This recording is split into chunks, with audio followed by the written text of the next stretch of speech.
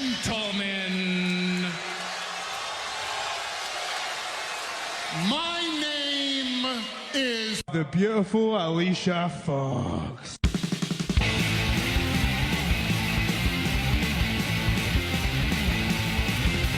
Spoke to you and said this, Bob, but my name's Billy. It doesn't matter what your name is.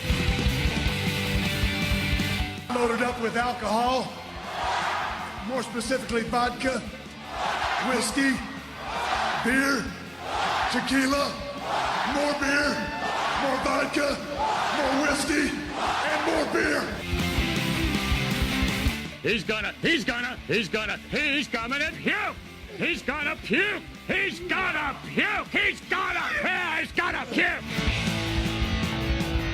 3 ain't enough now, I need 5. Welcome in Jim, Ryan, Matt, Tim, and intern Mark.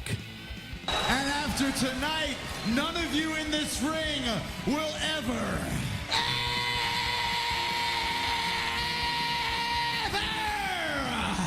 be the same again.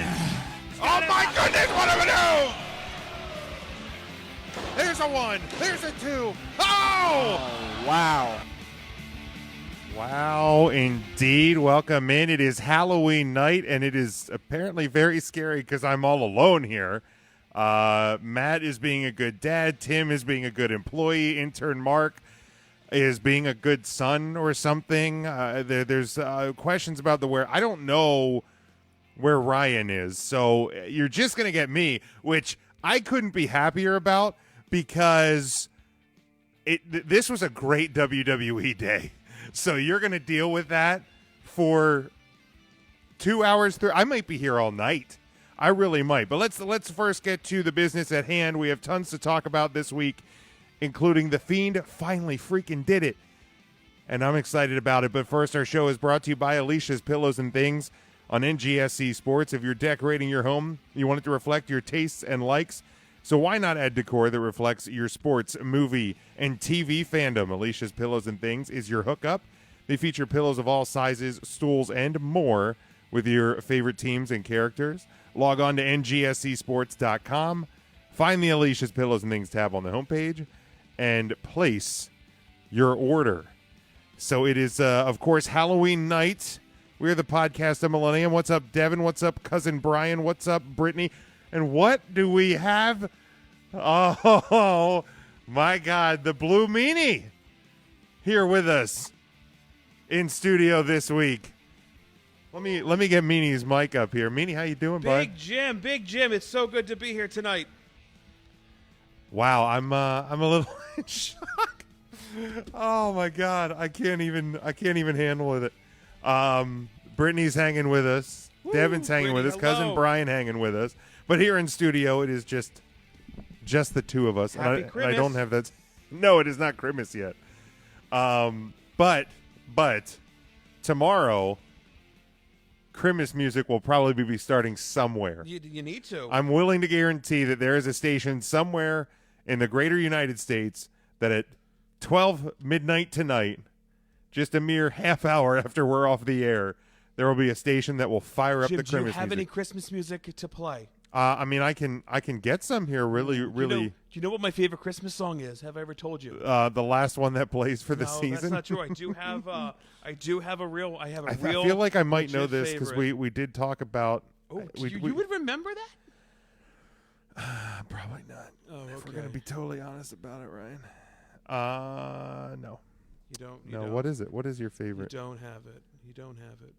Is it? It absolutely. That's what it is. Really? Well, tell the It people. is my absolute favorite. Do you have it? Could you play it? I don't. Let me. I don't know. That's literally my favorite song. All right. Let me see if I have it here. Guys, people are checking in. Look, we got Brian, cousin Brian. Hello, Jason's here. Ralph, what's going on? Hello, guys. A quick liker share is all we need. We appreciate you guys hanging out with us. Feliz Navidad is my all-time favorite Christmas song. I love it. Now I have to have mine on here. If I don't have mine on here, here we go. This one's mine. I think I got to jump in a little bit. Right. Oh, the Red Baron. Snoopy and the Red Yes, Baron. okay. I thought it was, what's that god-awful one we found last time? Billy's Last Wish or some shit? Like Billy's Last Christmas Wish. Oh, my God, what an whatever. awful... And then, we can't, since we're, just dipping our toes in a little bit, we got the Bruce Pritchard Christmas album. Merry Christmas, mother. So dumb. Dude, it is so bad. Stockings, double presents. Hey, Rudolph, why'd you get So bad. It is. I'm upset you even spent money on that. Tim. Not as upset as I am, Ryan, if we're being 100% honest about it. But that's your new creative director of SmackDown. That's it. By the way. God damn. Yeah, come on, get it, kid. Double onions, motherfucker. Fucking Man. Cousin Brian says stop that shimmying. That shimmying is going to go on all night long. I owe it to myself. And I and forgot the I don't have Blue the Meanie. swipe keyboard on the iPad anymore. I get why people cosplay. Is this like cosplaying? I don't know what's going on anymore. But you said you were dressing up like Kofi tonight, so you dropped the ball. I didn't. I never said that. Really? You said you had the Kofi outfit and everything. No. The I'm dreads. repping Natty. Oh, the Natty. Okay. She obviously had a historic day in yeah, she did. in the world. We'll talk about that in a little bit. There was wrestling today on a there Thursday. was live WWE wrestling today. Like the only day like the major networks don't have wrestling. And the they WWE figured out how to do it. WWE's like, fuck it, we'll do it. And I would imagine that the majority of the folks, they're already on a flight back to Buffalo. Is it Buffalo? Buffalo for SmackDown tomorrow. Is that where we're at, Buffalo tomorrow? I want did you hear that it was, I think Lesnar, Velasquez, Flair, and Hogan were on Lesnar's charter flight? I heard he about had that. He has his own He had his plane. own flight. And apparently, I don't know, that Hogan got there because of that. Yeah, I don't know. I don't know if he missed his other flight or he can't fly with the WWE. See, I was wondering about it when I heard those reports. I was like, "Oh, is he not allowed to fly with the WWE crew?" Because I would imagine, because I think he still lives in Tampa or whatever. So whenever he's coming in to do shows, he's probably flying in on his from own. The apology or the lack of apology, just the continuation of that, the whole situation. Which again, it's certainly fair and valid. Sure. That we've talked about that before. It's a long road back to to being fully welcomed back into the family. One indie show this week, and let's get that out of the way. That is a Saturday night, is MCW's Chaos and Culpepper. That is Saturday, November the 2nd. November tomorrow. That's November. That's it's the month of my birth. That is the month of your birth. It is the Eastern View High School in Culpeper, Virginia. Doors are at 5:30 Eastern time, and bell is at 7 Eastern time there. So if you're going to be in the Virginia area, check it out. MCW is always a great time. Lee, how's it going, bud? Phil in here as well. Welcome into everybody following along. Give us a like. Throw some hearts up there on the video, and make sure you share it as well. Get as many people in here, because there's a lot to talk about this week, and we do want to dive into it. If there's anything particular you want to kind of steer the ship a little bit, we'll kind of let you do that as well here in the comments, since it is just me and Ryan. No Tim. He should be back with us next week. Sometimes work calls. Again, intern Mark. Lord only knows what he's doing on a Friday or on a Thursday night here storm now, in E-Town. I hope and Matt is being a good dad. So we miss them this week, and we will be glad to have them back next week when we of course are back live. So we did a question of the week. Let's jump to that we not first. Live now?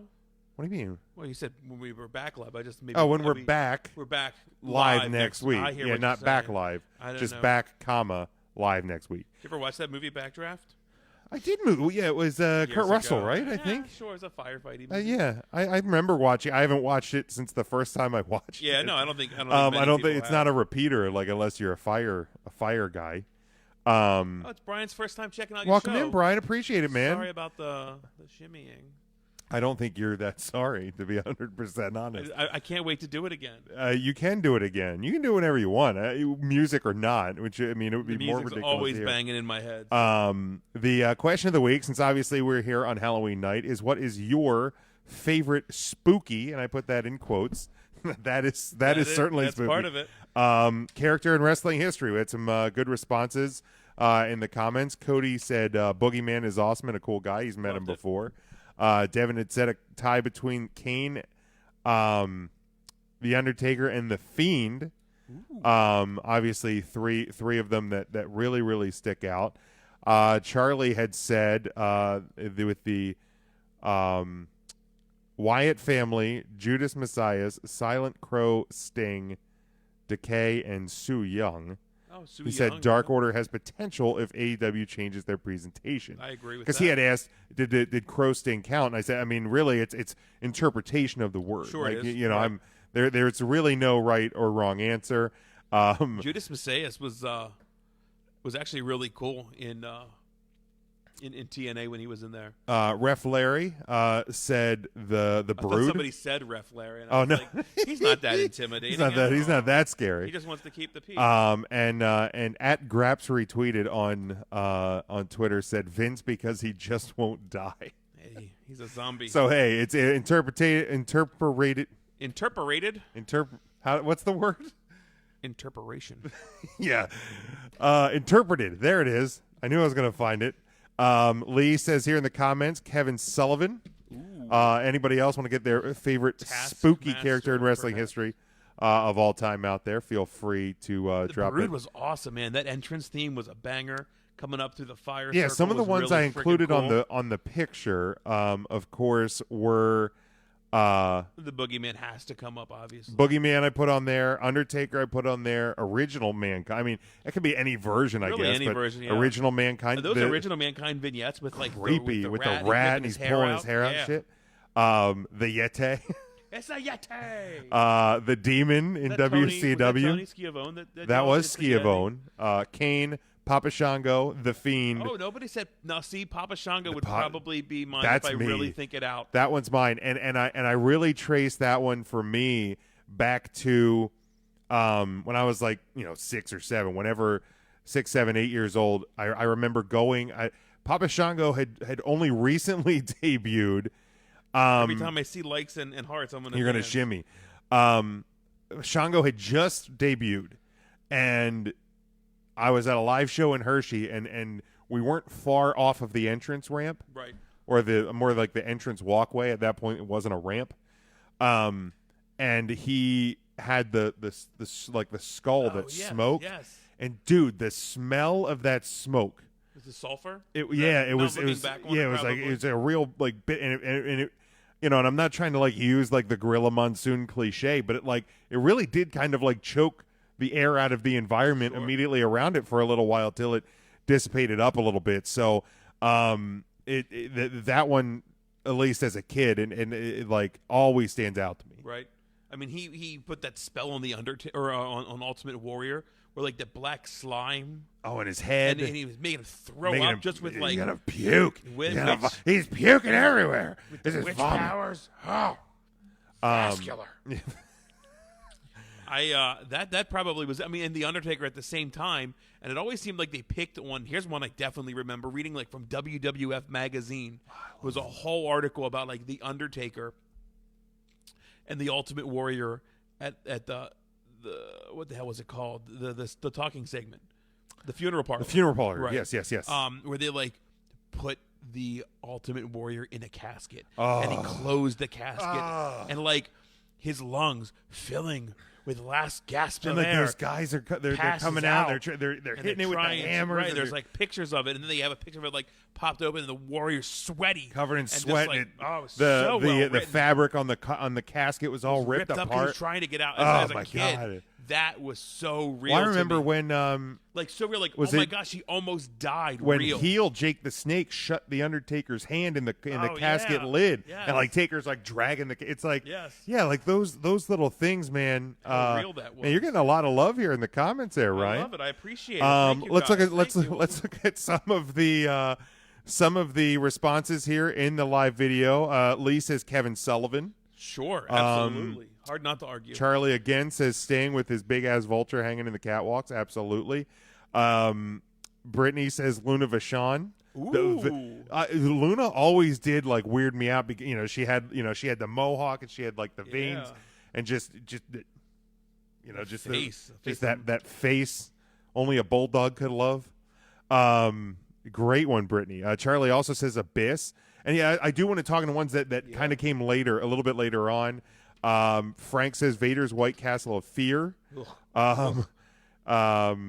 And Charlie says, Frank, that was scary bad. Yeah. I should have dressed up as JBL or something, but I did want to show my love for Natty today. Yeah, Natty and Lacey Evans, of course, breaking history, and we'll talk about that. We talk about Crown Jewel here in just a little bit, but a very historic day in wrestling in the Scary WWE. Sherry. Oh my gosh, that's a great absolutely. one. Man, just hearing her yell. Oh, horrible. SummerSlam 90 when she was doing the countdown when Tweet that fire didn't show up, and Sherry was counting it down. Yes, that's a great that call. That is a great one.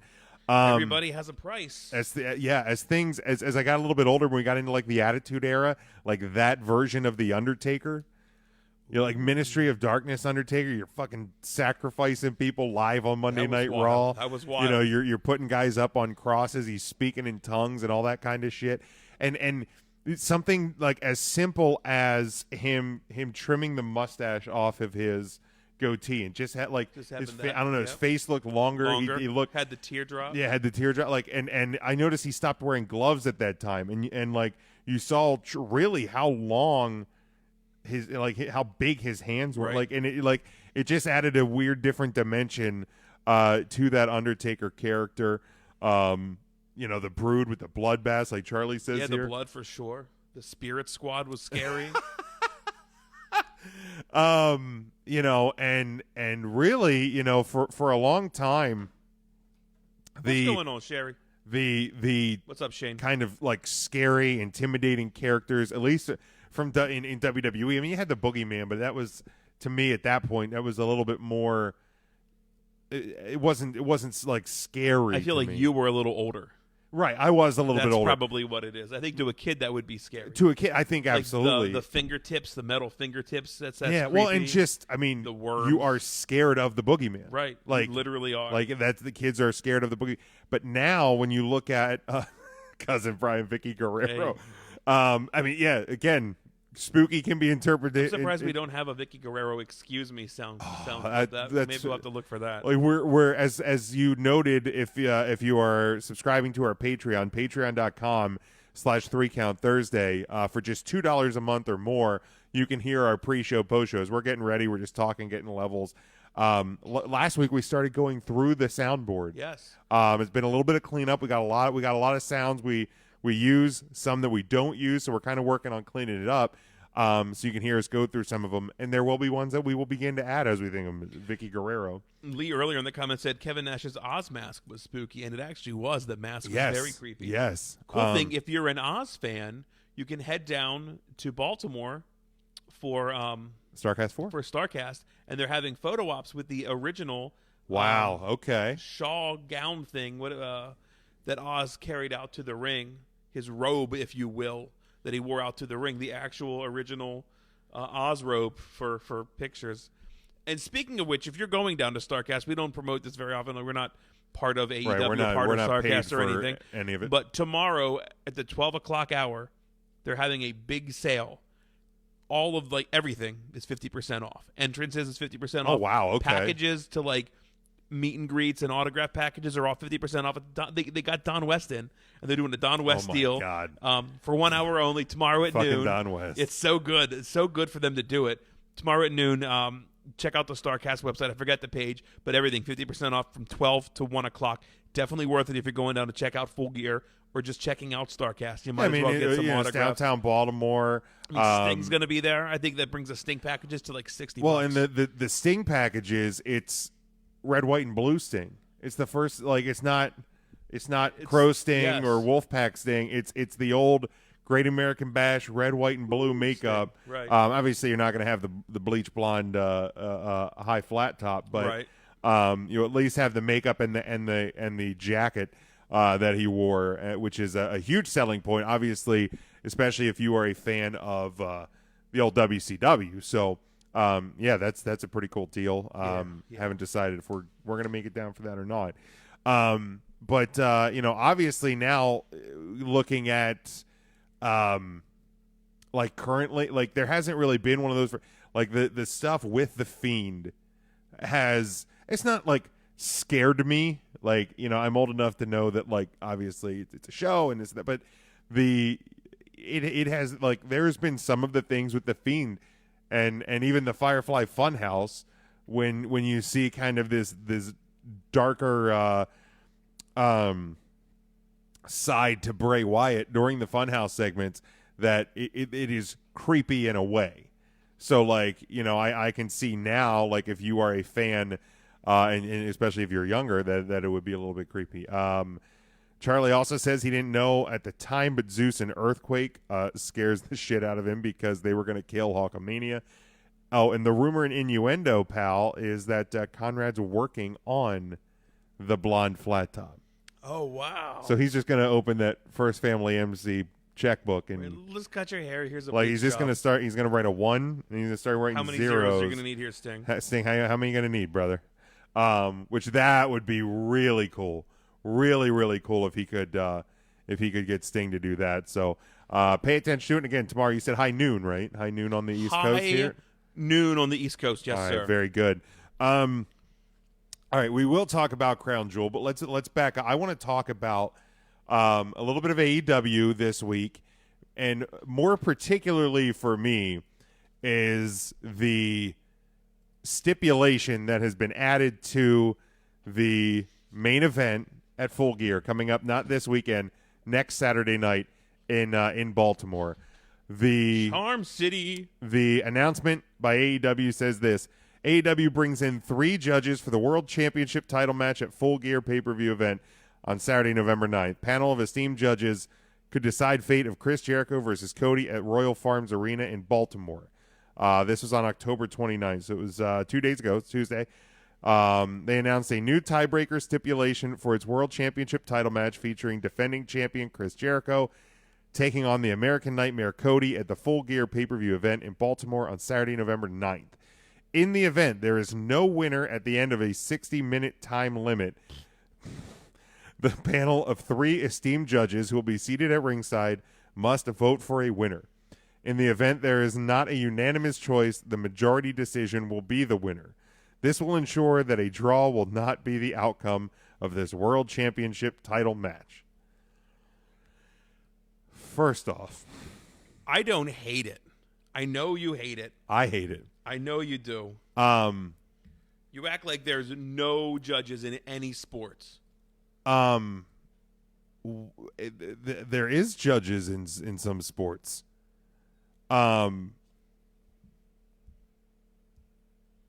But this is wrestling, bro. That's correct. Professional wrestling. Right. Right. I think you're confusing it with entertainment, sports entertainment, Jim. No. Yeah, I'm the company that, here's the deal. If the WWE did this, I think you have a gripe. The company that says we're going to present it more like a sport is doing this, more like an MMA fight or a boxing card. That's how they can get around it, in my opinion. I don't think they're going to need it.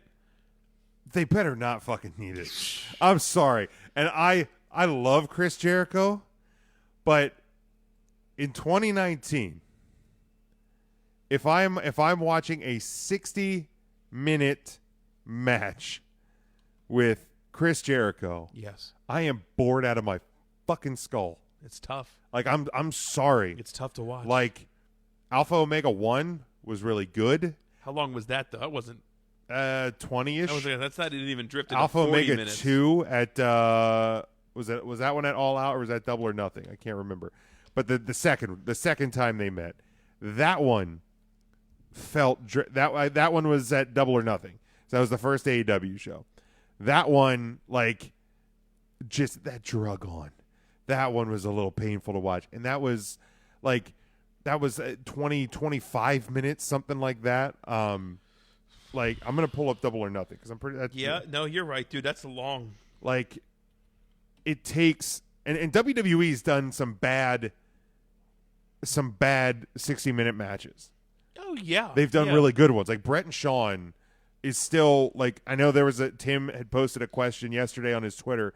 If you could only watch 3 matches for the rest of your life, one of those matches for me is the Iron Man match between Brett and Shawn. Get your money's worth, right? Well, and it's that good. And I have watched that match. I watched it in full when it was live. I've watched it in full throughout I've watched it within the last 12 to 18 months. Somewhere in the last year and a half, I have sat down and watched that match in full. Really? Absolutely. That match, it is just that freaking good for me. Jericho Mega Double or Nothing was 27. Wow. And that was tough. Yeah, man. Like, and it is nothing against Chris Jericho because I think he is still fine in the ring. Right. Like, it's different than he was 5 years ago, 10 years ago, etc. But an hour's tough. Hour is a long time. A long time. And here's the deal. Even Brett Shawn, like, it lulls there in the middle. Like, Sure. it's a great match, but Sure, there are was, lulls there in was, that. There was rest holds aplenty Oh, I guess I in could that match. Go take a piss because And we've got some time. again, this isn't most Iron Man matches that WWE has presented have had falls. That had one fall. True. Yeah, you're right. That's a After great 60 point. minutes. So, like, that takes 2 really, really special guys to pull that off. And I don't know if Jericho is in that in 2019, I don't think he is in that shape anymore. I mean, better shape than me, obviously. Absolutely, shimmy, shimmy. Right. But you got it. It's just so there's two mindsets that go into that. Like Lee says here, it's almost a dead giveaway the match is going an hour. Dead giveaway. But there's other people who I've interacted with on social media this week that's like they're just doing this to be different. There's no way it's going an hour. Like, so if it's not, and I get you're presenting me because you don't know. I feel like right. This is a response to Hell in a Cell when you had a match that shouldn't have ended the way it ended, end that way. So this is AEW's calculated response to saying, if for some dumb reason this match ends this way, here's how we get out of it that night. That's my take on that. If Hell in a Cell didn't happen, we would never have this stipulation. So you really think it is a reaction to? I think this is a reactionary. And hey, again, we are sport, so we're going to go to the judges' card. Something that the WWE can't say because they are sports entertainment. That's fair.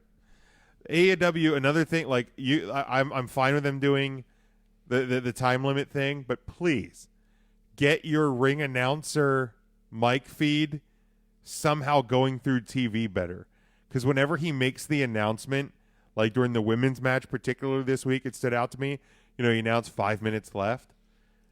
The commentators took at least a good minute to go, oh, yeah, there are 5 minutes left. See, to me, that's on commentary. The ring announcers for the in-house watcher, your live audience, the commentary needs to pick that up. And their commentary started to fall apart. I'm sorry. I'll be the bad guy to say it. It's tough. JR is missing a plenty. Yeah, it's just, I hate to say it. I really do. The biggest one for me was the women's match. Like, is it laid out? Like, who is supposed to be play-by-play? I don't know. I've said that from the beginning. Color? And here's the thing. This week, they for the majority of the show, it was only Excalibur and JR. Tony, I think, then joined once the limo arrived. But when Tony's on, all 3 of them are doing play-by-play at times. That's what it seems like. And here's the deal. Like, I do commentary, and we ebb and flow back and forth a bit. But I don't call half of the match, and then somebody else call half of the match, and then they call the next half of the match. Like, we call spots, but there is a color guy, and there is clearly and I mean, a play-by-play that guy. even happens because, like, in hockey broadcasts, they're depending on the team, there will be points where the color guy will call, a pass through the middle or, Sure. a great wrist shot. If he's making a point and something, happens that needs to be said, he will say it. So that will happen, but it happens constantly there. But during the women's match, Excalibur and JR were pronouncing Shauna. And then somebody else was saying Shayna. Shauna. They were pronouncing names differently. Did you catch all the while the hashtag was Sheeta versus Shaza? No. They no, hashtagged- I didn't even notice They that. put the wrong hashtag up for that match because Shaza McKenzie was not in that match. So that might be some of the Shauna issue as well when it was hashtagged as Shaza. Charlie hits something here. He actually hits a couple of points with AEW that I agree with. But since we're talking about commentary, I hit this one first. He said if they're not going to take Excalibur's mask off, they at least need to run a package on his history or, to me, explain his back history a little bit. And they never did that from the beginning. Like now you're almost too far into the forest to worry about, the weeds at the beginning. Because Charlie says his wife walked in the room and was like, why is he wearing a mask? That's fair. And that's a great point. If you don't know who he is, right? Why is there a commentator? And I get there's heels and faces in commentary, but like that you can should figure be, that out fairly quick. Like the guy's being booed, and then commentary's like one guy's on that guy's side. You're like, oh, he's the bad guy. All right, let me counter with when they just brought King back. Did they package why he's a king with a crown to the new audience? No, they did not. That would be my only comeback. That if you want to know and it bothers you, take a look in a book, Reading Rainbow. I will kind of go on your thought process, but I will present it more Dio Madden. I think by this point, whether John Madden's son, and that's why Madden called football. That's why he's there. Most people at this point, you can almost just assume that it's gimmicky, and you could with a mask. But like Dio Madden, you have really no idea why he's on that commentary team. There was no backstory there. He has two fathers, both of which are gay. Ronnie James Dio, John Madden. And that is. Are you sure it's not Joel Madden from Good Charlotte? Oh, musical fathers. Oh, could just be. saying. Just saying.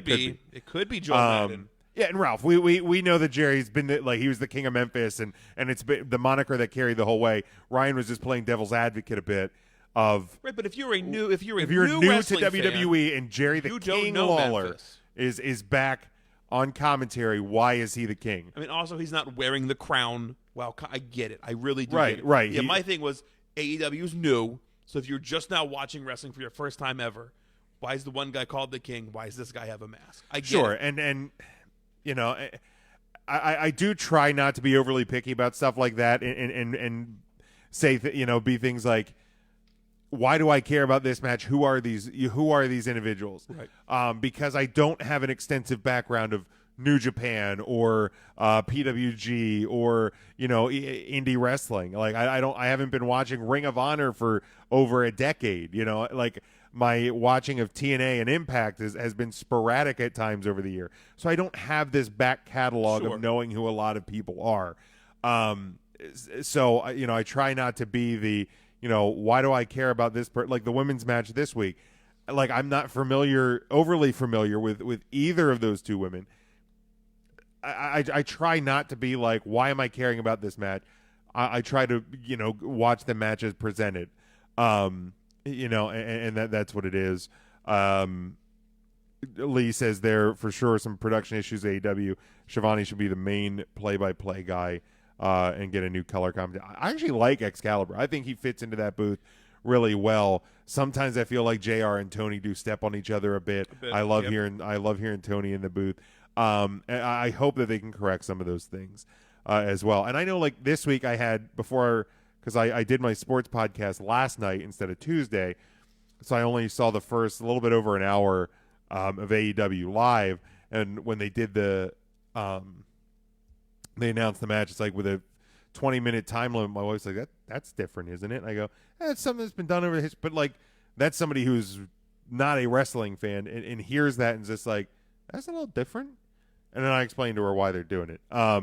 Another thing, and this is what Charlie says, they have a problem with the length of their matches. Not everything needs to go 20 minutes. I think we did touch on that a little bit, that I feel like sometimes some of their matches are long for the sake of being long. And hopefully they can kind of work to adjust that. For me, some people like it. I'm not as huge of a fan. But yeah, to the Full Gear main event, like, and to me, I'm a little bit concerned about who the three might be. Okay. Like, I hope that they are. Do you think one of them could be the blue guy? Theoretically, I mean, in theory. I to me, I just hope that it's people who actually have like real wrestling credentials. So like, I don't think you could necessarily use a DDP because he's like part of the Nightmare family. Okay. But people like DDP or Jake the Snake or actual wrestlers. One of my biggest fears, and the only reason I have this fear is because when they ran that special the night before Dynamite started, or the Friday night before Dynamite started. Dynamite. One of the faces you saw most on that show that wasn't Cody and the other EVPs was Dave Meltzer. Like, there's like, if next Saturday night in Baltimore, one of the esteemed judges is Dave Meltzer, you're probably going to lose me for that entire match. Because I'm going to be, I guarantee I'm going to sit there and I'm going to be angry that there's a potential this thing goes 60, and then Dave Meltzer is one of the determining factors for your AEW championship. Because, like, it's pretty evident the guy's on the payroll. Let's not try and split those hairs. Like, yeah, I believe him to be on the payroll. Like, the guy, if you follow the things he says and the things he critiques with WWE, and I'm not mad that he critiques WWE, like, the things he critiques with WWE, he gives AEW a pass on. For, yes. And things that he would absolutely kill the WWE for, he not only gives a pass, he defends them when AEW does them. Sure. Like, just admit it. It's okay. Like, there are journalists who are paid by like a league or a website or something. Like, and I get you're the Wrestling Observer and you're supposed to but you're fucking biased, dude. Like, you are. Like, Ian Rappaport can comment on things about football in general, but he works for the NFL Network. Like, you can have the Wrestling Observer, but still admit that you're on the fucking payroll for AEW. Like, it is painfully evident. I feel like he is, but I mean, there's a chance he's not. And it's Sure. just not the WWE. And there's a chance that Which I weigh is 180 pounds. That's a fat chance in hell. I don't know. I don't see why you'd have to admit it. I mean, Stephen A. Smith is full of shitty opinions. Well, he certainly is. I mean, he's not on anybody's payroll. He's on ESPN's payroll. I mean, not a particular team or anything. No. Like, those opinions, I mean, when you get into, like, leagues and teams. Here's the deal. The judges thing, it's been done before. Back at Wrestle War in 1989. Terry Funk, Lou Thesz, and Pat O'Connor were the judges in a Ric Flair, Ricky the Dragon Steamboat Championship match. They were there again in the event the match goes to a time limit draw. It would be pretty cool to see Terry Funk. I don't know how his health is. I've heard it's not well. But it'd be cool to see. I don't know specifically. Reemerge and it's for that. I think it's more like because his wife passed away this year. Okay. And it's just kind of relating to the aftermath of that. That's tough. Lee says, "What if the judges are people that can bump and they're taken out during the match?" I mean, that would certainly present a whole new set of challenges. Right. I mean, they said they're going to be ringside, so I guess. I mean, that's scary to think. Like, Your judges are Peter Avalon and MJF and Nakazawa. Nakazawa. Yeah, I would hope that that they would not get taken out. I'd hope so too. During the contract signing, Dustin was taken out. Is this really a thing? What? Sorry, I had a Twitter page up for responses to the question. I think No Shave November. The United States trends is hashtag No Nut November. Oh, like you can't eat like pistachios and such? I don't know if it's that or if it's Well, go ahead and let's click that hashtag and find out. or if it's no. Oh. Well, that seems silly. You would think. I see some pictures. Yeah, it's definitely it's definitely the second. Yeah, it's definitely the second one. It is definitely. Why would you do that? Like, why would you do that? Jim. Here we go. Here's the rules. The rule of No Nut November. You Here cannot we go, have folks. You cannot Hear 'em have up, sex, the kids. masturbate, or nut in any way, shape, or form.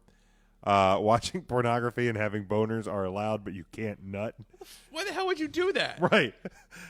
Like, you can't have a beer. Let's go to the brewery. I could go for a good brewery tour today. Right. You're allowed only one wet dream. If you have more than one, then consider yourself out. You do not have 3 strikes. You have only 1 shot. If you miss it, you're out. If you have passed the month with a total of 0 nuts, you are a victor, and you shall qualify for Destroy Dick December. However, that is not recommended. Look, man, just don't nut in 30 days. Those are the rules. Those are the rules of No Nut of November. No Nut November. Lou says it would make December 1st a national holiday. Oh my God! I don't have. No, just no. I know. I'm just. I don't have it in me to not shave for a month. Well, you work in retail. Does that That's play into good. it a bit? Yes, yeah, I do have to Like, try to stay professional. I don't do No Shave November because my facial hair grows at a snail's pace. Yeah, right. So there's no point. I've I would finish No Shave November, and they'd be like, "What, did you shave yesterday?" Like they would assume that I was lying. See, Brittany's not a fan. Yeah, either. Brittany's not a fan either. Like, I think we both just liked it at the same time. We're like, yeah, we get why. yeah, we get it. Why would you do that to yourself? Dumb. All right, let's jump into the action. Let's go over AEW real quick. Sure. There were some other things on there that I'd wanted to to point out. You said you did watch. I did watch it. Just to run down what had happened. I love the SCU championship. Yes, very good match over the Lucha Brothers. I think Very it's good smart match. to put it on SCU. I saw a tweet today, and I don't know if I shared the picture with you guys. I meant to.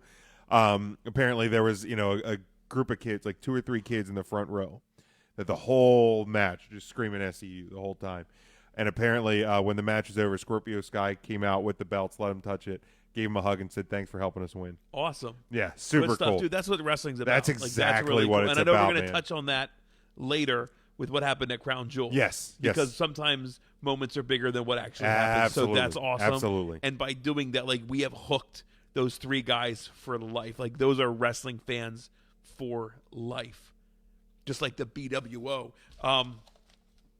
Dude, Hangman Page is a fucking star. Dude, he really is. The crowd ate Cowboy everything up. shit. Love it. So Cowboy good. shit. He wants to just do some cowboy Fucking shit. just awesome. It was absolutely great. I loved it. I had the Shauna/Shaza match highlighted. Ortiz and Santana are officially going by Proud and Powerful. Yes. That's their name. Don't love it. No, and they are part of Inner Circle. They are part of Inner Circle. Which I You do don't not love love. that. I do not like that at all. I thought they got real good heat attacking the Rock and Roll Oh my Express. gosh, yeah. Brilliant. Oh Like, my give gosh. these guys the heat and they like I deserve. saw people going like, "Well, we know it's not like they can't bump because they're they're on the NWA roster. Who gives a shit? They're still 60 fucking years old." And Morton, I think, like went through part of the staging or something. Yeah, like, they, oh, it that's was a crash pad. Stop. I don't give a shit Just if it was like, a crash pad or not. The guy's 60. Right. Enjoy what you're seeing. There was Ricky a Morton. I'm pretty sure there's a crash pad, and then maybe there was it when Bubba Ray pile drove Mae Young. I don't think there was a crash pad Jesus. there. I don't even know if they dealt with crash pads at that time. Probably not. But yeah, just Bubba's fat thigh it was saved her. it but- was it really did. But it was an awesome moment. It was like don't overthink. And again, like the segment was a means to an end with the Bucks coming out for the save. Yes, that gives them the shine. They're going to Full Gear, full gear. Nice one. I gotta find the nice one, Lee. He says, I think Santana Ortiz should be called X-Lax. That's fantastic. Nice. That's a good one there. Well played, sir. Well played. Rick and Morty, fuck that. That's stupid. I don't get it. Yeah, okay. I've aged out of Rick and Morty. It's not even that. I'm throwing a huge flag on Let's that see the flag. because every time there's a special Raw guest host or a celebrity guest, Poppy was on or whatever, NXT. just everybody just completely rips apart. What the hell's Grumpy Cat doing there? Why is my Bob Barker here? Why is Grumpy Cat was why is also this? stupid. Why is that? WWE gets ripped apart for it, and you literally have Rick and Morty turnbuckle posts and turnbuckle pads on your show, and people are totally fine with it. Yeah. Like, what? Okay, WWE does Halloween themed, they didn't do one this year. They didn't.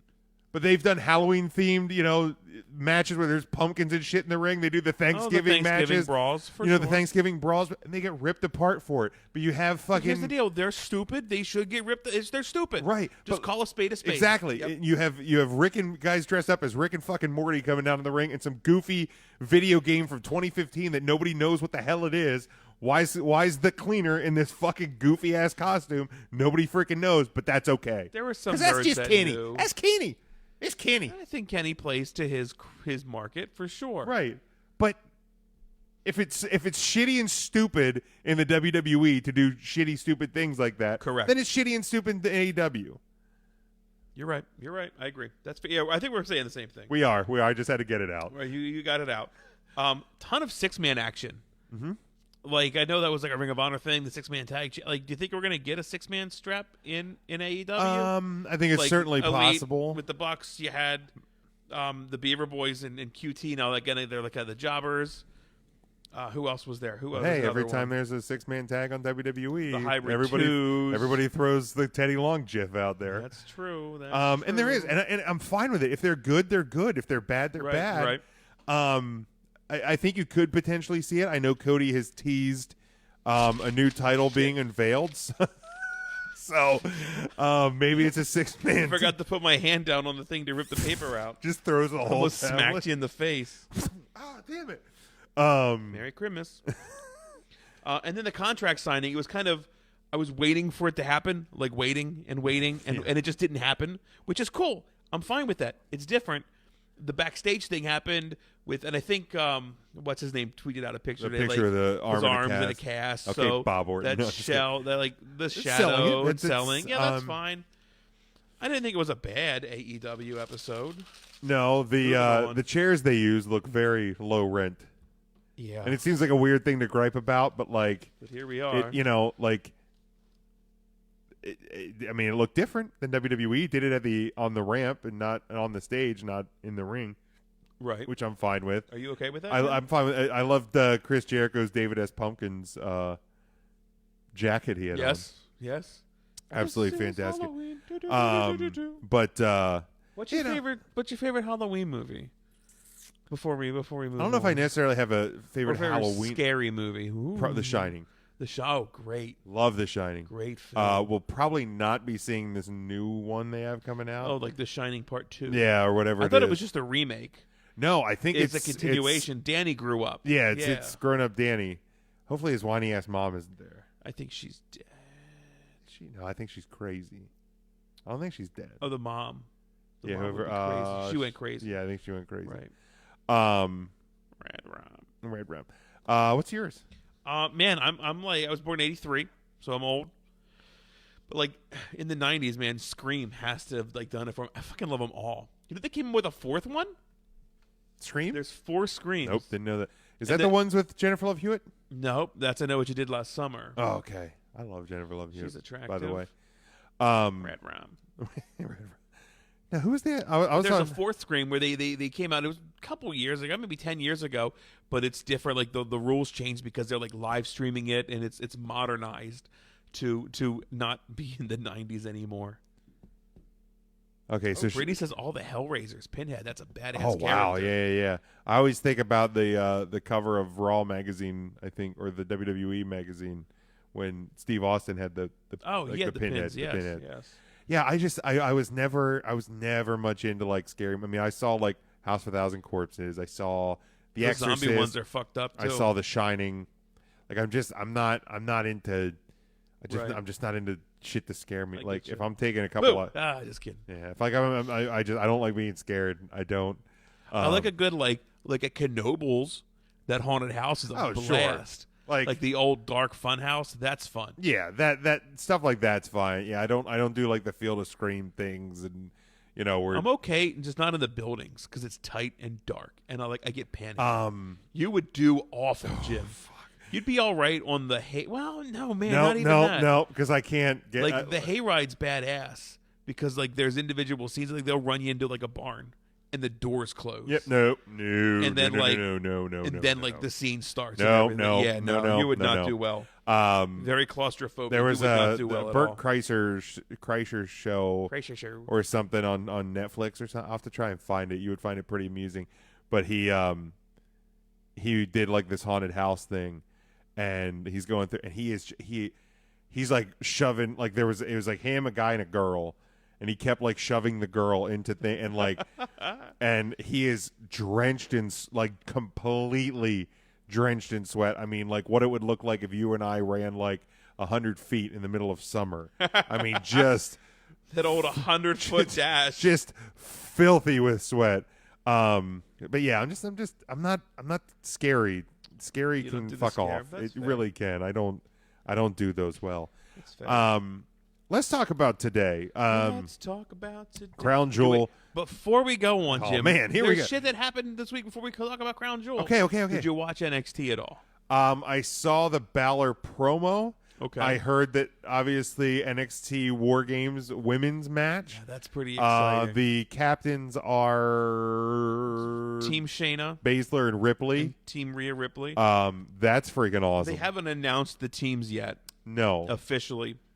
The 5 that stood tall to set it up was Marina Sharif. Shafir. Or Shafir. Jessamine Duke. Bianca Sharif Belair. was what we're going to talk about with the Crown Jewel here in a Yes, minute. that's it. Yeah. Jeez, I'm sorry. And Bianca Belair and Io Shirai. So it's safe to probably guess that that's going to be your Baszler team. Tegan Knox, Dakota Kai, There we go. Candice LeRae, and nobody else. So they were one short. So I feel like that would be a fun little surprise. But if they keep the teams as is and just have that fifth person be a surprise. Yeah, that'll Charlie be- asked if it's going to be that'll 4-on-4 be or cool. 5-on-5. The official article on WWE.com does not specify. I would tend to think that it would be 5-on-5 as War Games Yeah. generally is, but as this is the first women's War Games, I don't know for sure. I don't know. Do you know? No, I don't want to speculate. I would tend to think that they would do it 5-on-5. I would think so. And keep because one thing NXT I think has done extremely well is rules being the same on both Right. sides. I So agree. And I think there's going to be a men's one too. I mean, it's certainly setting up that way now. It is. I mean, Ciampa specifically tweeted out "Daddy's going to war." Yeah. So I would think that there was going to be. I mean, obviously the fact that this is on Survivor Series weekend. That's some big news. And today during Crown Jewel, breaking news. it was earlier. announced that it was Survivor Series going to be Raw versus SmackDown versus NXT. Wow. So how I don't know if that, because I know in the years past they've done Universal Championship, and Frank, if you're still in the thing, we're going to talk about that. We're going to get there. But Universal Champion versus WWE Champion. Now I don't know if they're going to make it Universal Champion versus WWE Champion versus NXT Champion, and then Intercontinental Champion versus US Champion versus North American title and so forth. I don't know if you're going to make everything triple threats, or if they're simply going to do the Survivor Series tag team match is going to be 3 teams of 5 with eliminations, which would just get fucking crazy. I feel like that's what they're going to do, at least for like the main one, the 3 teams of 5. And again, I've heard Triple H saying, I forget where it is, so I can't quote it, but something along the lines of like, call-ups are dead. Like, yeah, that was. I think that was on. NXT. I think that was on Graves' podcast this week. Is that what? Okay. After the bell. Yeah. Because he had Triple H on there. That like call-offs are dead. We have 3 brands, so it only makes sense for this 3rd brand to go into Survivor. And I think you need to have that NXT brand win at Survivor Series. So like they need to get at least one win. They need to right. Like I don't need. I don't know they necessarily. I don't get the clean sweep it. Jeez. Yeah. No. But like. Yeah, they definitely can't. They can't bury them. Sure. But yeah, I think it is very important and very critical for them to at least get one win on the night. Just one. Because you have to present them as a 3rd brand in equal competition and so on and so forth. And if you don't, if you don't give them at least one win on the night, you're going to hurt. I'm going all out of order here. I'm seeing what's going on. My bad. You would hurt your 3rd brand a bit there. But yeah, Charlie says that he thinks they should just leave it with the women's. But I think because they've already been kind of building towards a Ciampa, undisputed era, something to do with Finn Balor, Gargano, something like. There's a lot of pieces at play there. I think you've already mentioned it, so I don't think you can pretend that it's not there now. Right. I agree. Like if you see a spider, you mention a spider. There's not a spider, but if you mention the spider, you can't just be like, no, there wasn't a spider. There wasn't a spider. So they may have outworked themselves a bit there. But we'll see as the next couple weeks play out and where all of this goes. Can we talk about Crown Jewel now? Because every time I want to. Yeah, whatever you want to do. Are you sure? If you want to. No, I want you to cover the things that you. I'm not going to stop you. No. It's okay. This is our show. I feel like it's we're not. going, I don't. It's I don't not want to my fight. show. I don't want to fight in front of the people. Jim. I'm not being the host right now. You are though. But like, it's our show. I will yield to you. Are you sure? Unless you don't want me to. Do you have anything else? So there's a big wrestling show today in Pakistan. Yeah, something like that. Barker like a Dogistan. Is that for Team America? Yeah, no, in Riyadh, Saudi Arabia. And now Google Maps is really fun, or Google, like the Google car. Yeah. Where you can, like, go to do they have the Google Street cars View over there, or is it the Google Magic? Never mind. Oof. Oofa.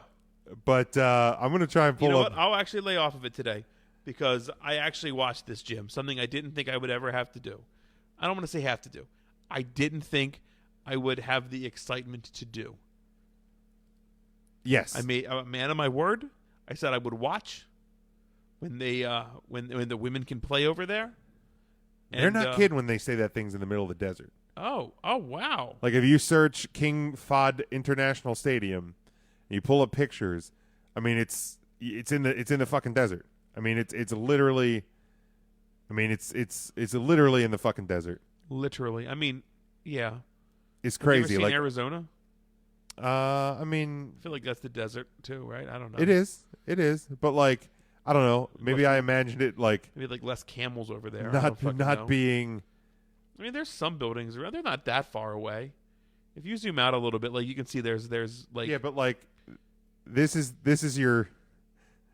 I mean that's like your satellite view. I mean there's buildings. There's a city there. Like Riyadh's a city. Riyadh, right? But like now, how close is that to Cheddar?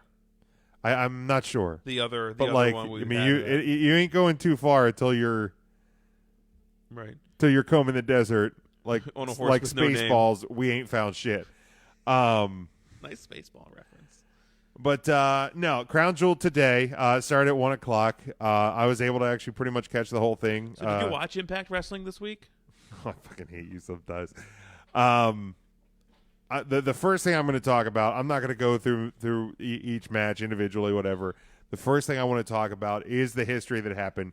Natalya defeating Lacey Evans by submission. The match 7 minutes 20 seconds, wasn't overly long, but again, it's sometimes the moment is bigger than the match, and that's exactly what it was. And I know there was a lot of questions with people. I saw it on social media, both in our Facebook and our Twitter posts, and I had to actually delete some comments because people really were not handling censoring the people, Jim. I didn't think you would go that route. It was you really are buying into that Saudi mentality, aren't you? It just there's a like I don't mind people asking questions or being negative about something, whatever, but at least keep it respectful. And on Twitter I'll block. On Facebook, I'll delete a comment. Quick to block, man. If I have to. But anyway, I am not a blocker. It's with that belly, I would think you are a blocker. Get it, like basketball block. Okay, anyway. No, but really though, I mean, questions about why aren't they wearing their normal gear? Well, because they can't. Like you're in a country, you have to abide by the laws and standards and different things, and I understand that you're in a country where these women couldn't perform. Right. Like, this is the first time ever. Like, go back to the Abu Dhabi show when Sasha Banks and Alexa Bliss wrestled. It was the first time there, and they were very different gear than they normally wear. Like, is it a perfect situation? No. But, like, you're talking about a country that just a couple of years ago, like, women couldn't go out in public without, like, their husband. Women couldn't drive. Women couldn't vote. Like, I think even the first, the Greatest Royal Rumble show, like they were. I only remember seeing like maybe a handful of women in the entire crowd, and things have changed dramatically in the short time of this WWE Saudi partnership. And I understand if it's not your thing, that's fine. But I can't overlook the historic moment that happened today. And to see the emotion on those two women's faces as they came to the ring, and also, after the match was over, and just the raw pouring out of emotion. I mean, the hug between Lacey and Natty. I mean, I got choked up. I'm not even kidding. Like Michael Cole, true professional. I mean, you could tell he was kind of getting choked up. Corey Graves was kind of getting choked up. And then as Natty and Lacey kind of made their way around the ring, and then there's these women, these young women, and they're coming up to him and taking pictures and hugging them. And it's like, look, the WWE gets a lot of things wrong. And, we come on here and we talk about these things. When WWE gets things right, and when things happen, and you can do things that kind of transcend time and space and cultures and everything like that, it is a reminder that wrestling can be used for good, and that's something that happened today. Brittany says here she cried. She said she cried. It was amazing to see the women's match, and that's exactly what it is, man. I saw even some of the wrestling journalists on Twitter had nothing but good things to say about this. Right. Like right. that match and that moment was kind of the great equalizer. Right. And I mean, I saw people taking away from the moment just being, naysayers on Twitter, on social media. Like, if you guys think that this is going to change anything, you're wrong. Like, this is propaganda just to, give the WWE what they want. Like, this is not a sign of change. And I can't think that they're right. Like, this is a sign of change. There's a new prince or whatever. Like, this is a lot of, you know what I mean? It's kind of it really is a coming of age tale of what we're seeing in Saudi Arabia. So my hat's tipped to them. This is the reason I didn't watch their shows for the first 3-4. You said that from the beginning. I wasn't about to watch it. I didn't think it was right. So congratulations, man! Historic. It's just groundbreaking. Yeah, you have to feel good about this, I think. Yeah, it was. You just have to. Charlie says here. He said he admits he got a lump in his throat when Natty walked out. Yeah, it was. There's been a lot of firsts in the WWE and in wrestling here in recent years. this is one of them, and this one just again is one of those kind of feel good moments. Lee says the pure joy on the faces of women and the girls in the crowd is what really touched him. 100%. Man, that's a great point. 100%. You know, and I think I touched on this because like obviously we didn't talk about the matches in the show because you and Matt didn't watch the last show. Tim and I have watched all of them. You know, but the thing I said is the people in that crowd, the citizens of Saudi Arabia, be it Riyadh or Jeddah. Oh, whatever. They didn't choose to be born there any more than we chose to be born here. Sure, right. So, you know, you're people who have problems with the Saudi government and the business deal itself and all of that. I'm not trying to take away any part of that because I don't have respect for the Saudi government. Right. Like the things that they did to that journalist and the things that they do almost on a daily basis are not okay. But, you know, the thing is, I'm a wrestling fan. I'm a WWE fan. We have a wrestling podcast. I choose to watch the WWE product. Oh, what's the name of that podcast? 3 Count Thursday. I'll check it out. Yeah, you should check it out. And you know, for me, you know, I look at the faces of the people in that crowd, and every single show, you know, they're enjoying it. And you know, and I have enjoyed every single one of these shows. I think this one was the best one. Mark. all of them have been good. And part of what makes them so good is the fans play the part in the way that the part should be played. And what I mean by that is they cheer the faces, they boo the heels, they interact, they genuinely seem to just enjoy the show. They're not thinking about, you know, well, you know, what's this going to mean for this, or, you know, who's doing this, or who's the cool guy on Twitter. Like, they're happy to see the show. And, like, you know, AEW shows, the crowd's hot. NXT shows, the crowds are hot. Like, good point. The Raw this past Monday, that crowd was hot for the majority of that show. And to me, it made the show better. Yeah. Like, when the crowd is hot, it makes the... So, that is another reason I think nothing makes me want to, like, go to a live show than a hot crowd. Right. You need to be here. You need to be part of this. We said it when we first saw the Yes movie. God damn, that is so cool. Like, I want to be part of this live crowd to have that experience. Yes. A crowd makes or breaks a show a lot of times. Absolutely. We've seen indie shows where a certain guy, I don't know, throws streamers and really gets the crowd going in like lull moments of matches. Oh, I think you're talking about Streamer Guy. Yes, the Streamer Guy. Yeah. Like, he is a huge wrestling fan and a huge asset in a crowd. When you hit moments of like rest holds or things like that, and maybe a longer match. Yeah, he gets right. The crowd he gets knows the clap how to going, work a crowd. you know? Right, and that's important. Huge. That's fun Because like there's you know, like we've been to shows of the same company where Denise he's been just there. Checked in. Happy birthday, Denise. Happy birthday.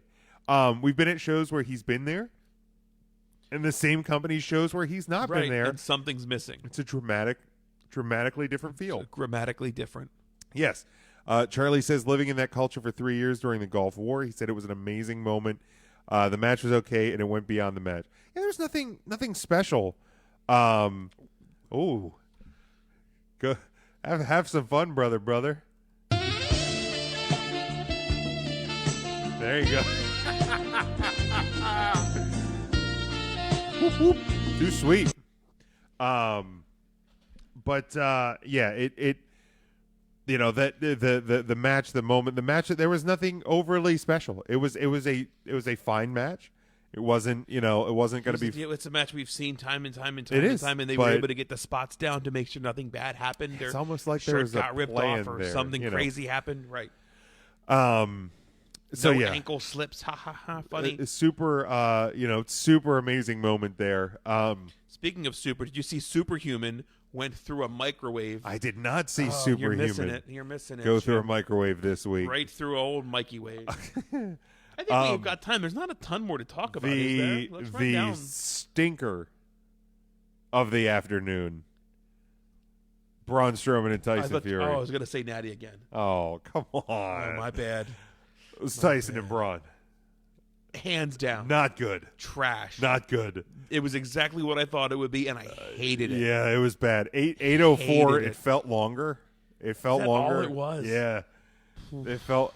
I love Tyson's entrance, Oh, sure. That was cool. and to coin a phrase, and then the bell rang. Not a wrestler, my guy. No, and Not a worker. here's the thing, and I do say this in all sincerity. Braun looks like he is in pain sometimes when he's moving in the ring.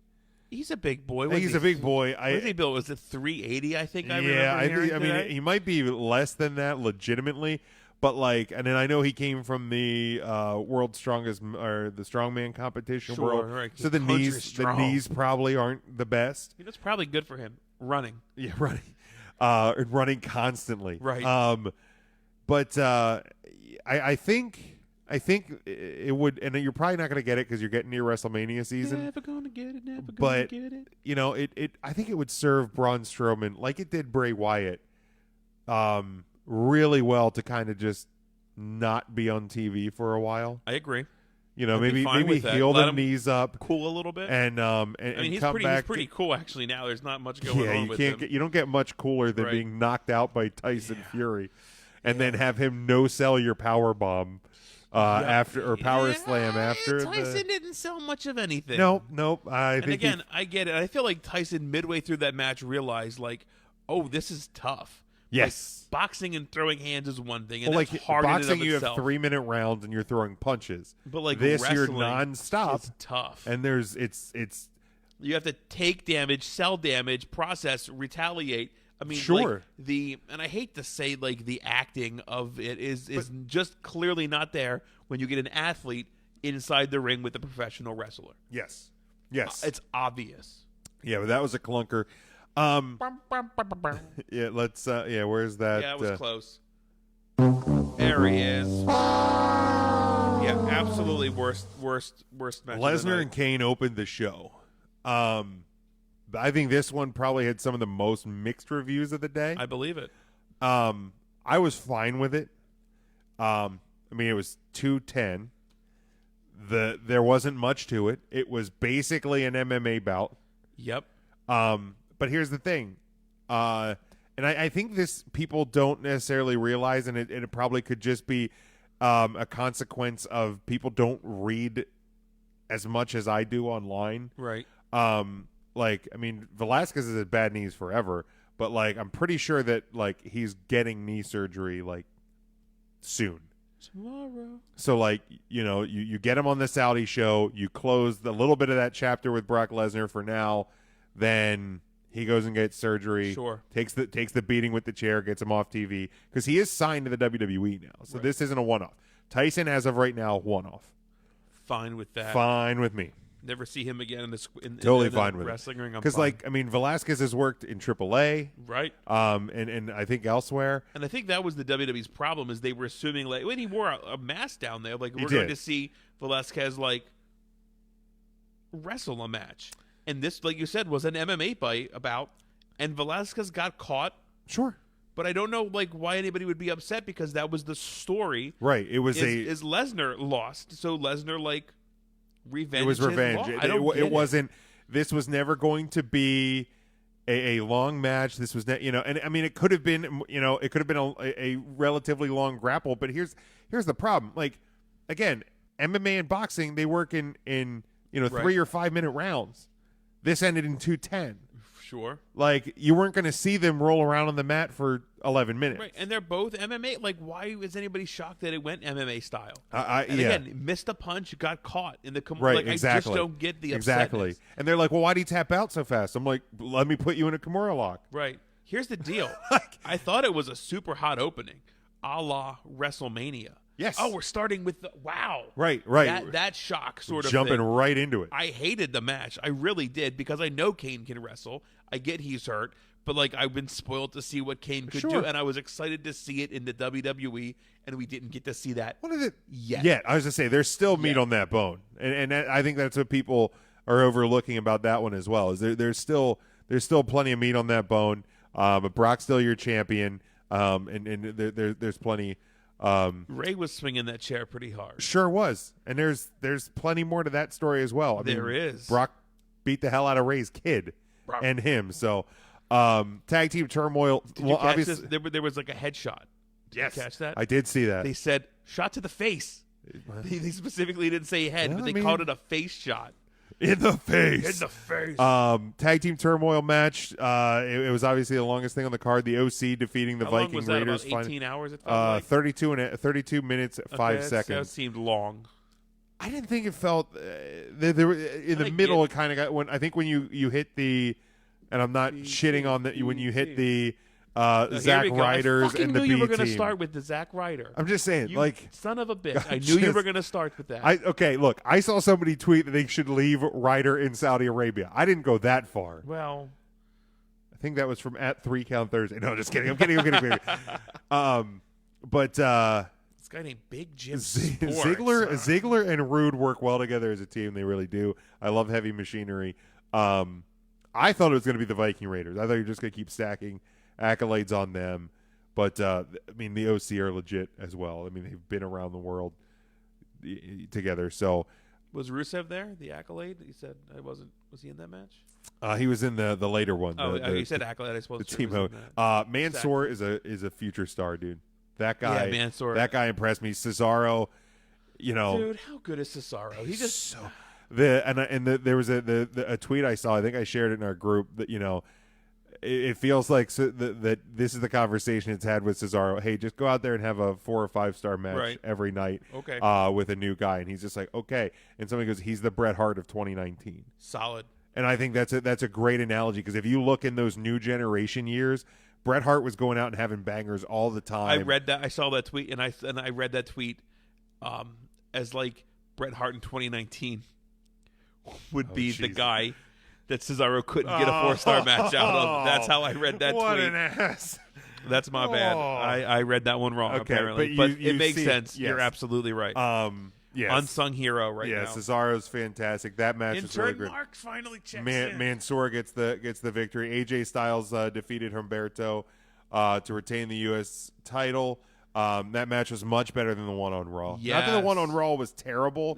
This was much more what I would expecting I would get. Hi Mark. Hi Mark. Team Hogan versus Team Flair. I mean, it was a fun little 10-man tag. One fall to a finish. Thank God. Yeah. Because I think a lot of people are like, well, why are you doing a Survivor Series match? Well, guess what? It wasn't a Survivor Series match. Ain't. It was one fall to the finish. And then the right team won. Let's be honest. The faces won. That's a good thing. And if you're going on the theory of the glorified house show, you always send them off happy. I thought this was going to main event. I really did. Really? I really thought that because this is the crown prince that wanted the Ultimate Warrior and Yokozuna on the first show. I feel like they almost got the Warrior with their entranceway. That seemed very warrior. I get it was the crown. Kinda, yeah. Warrior. I loved Rusev coming out. Like Rusev had the most fun today. I feel like he came out with the Hogan shirt, ripped it off. He had the Hogan font on his gear. Yeah. And then did you see the screenshot of the five Team Hogan guys with Hogan at the I did not base of the ramp? Like Hogan's got his they're all like arm in arm, and then Rusev's like. Like nobody looked happier than Rusev today. Good for Rusev. I mean, he's going through a rough time with Lana, with Bobby Lashley, and all of that. They went to divorce court. They did. They went through the divorce court. He got hit in the ding-ding. Segment a lot better than I thought it was going to be. No, that was that's the best. And I'm not not comparing it to a lot. That was the best of the current Lana, Lashley, Rusev saga. Yes. I didn't. I enjoyed it. I really thought they pulled it off really well. Now let's talk about the Falls Count Anywhere match. I really thought that the red lights were only because it was Hell in a Cell. Apparently, why would you think that? Because we've seen Hell in a Cell. I know. In the red cell, and we didn't get the red light. But we treatment. had also seen The Fiend versus Finn Balor. And it was not under red lights. That's fair. Okay. So I thought maybe because it's the Fiend and he's in hell and it's Hell in a Cell and he tried pulling Seth to hell. Yep. And I don't know. My eyes finally adjusted to it. And mine did too. And Right and about actually, the stage, they were at the top of the fucking stage. That's I when had got I had to put it out there on Twitter, and I asked, had anybody been at any, because they've been doing these dark matches for a couple of weeks now with Bray and Seth after Raw, and they've done it under the red light. So I was like, has anybody been at a show live when they've done the red light, and what's it like to see it in person? Because obviously when you're at a show, lighting treatment's very different. Like, you know, when the lights go out for the Undertaker on TV, it's completely dark. What's up, Jason? How you doing, bud? Welcome in. Hi, Jason. And then Zach's joining us too. How you doing, Zach? Hopefully he's still with us. Howdy, Zach. Zach who? Guy I work with. Oh, hey, guy you work with? And they actually said in person it actually makes it easier to see. Right. Really? But coming across on TV, not so much. Yowie wowie. Yowie wowie. But so I thought that it would just be for Hell in a Cell. Yeah. I was very wrong. You was wrong. And granted that they were doing it on dark matches, now that I'm talking it out loud, I hear what you're saying. it should have tipped me that it was going to happen. Right. Unless those dark matches, Jim, were Hell in a Cell, and then you would have been right. Right. Or if they were lights out unsanctioned or something, which we'll talk about that next week. I'm afraid you upset me with your unsanctioned. Like, the WWE's never done an unsanctioned match. No, but this is twice. Okay, very in quickly. a month. Yes. That AEW's done that. Like, very quickly. It could become a crutch. That's my only concern. Just call it a hardcore match and be done with it. Sure. Are they going to do the thing where they turn the crowd lights off again? Like, it's fucking goofy. It's 2019. We're smart enough. There's Twitter and the internet. We know the match is not unsanctioned. Right. Because it's on your program. Right. It's in with your ring. Your referees in your ring. Right. The referee's going to have an AEW shirt on. Like, I get it.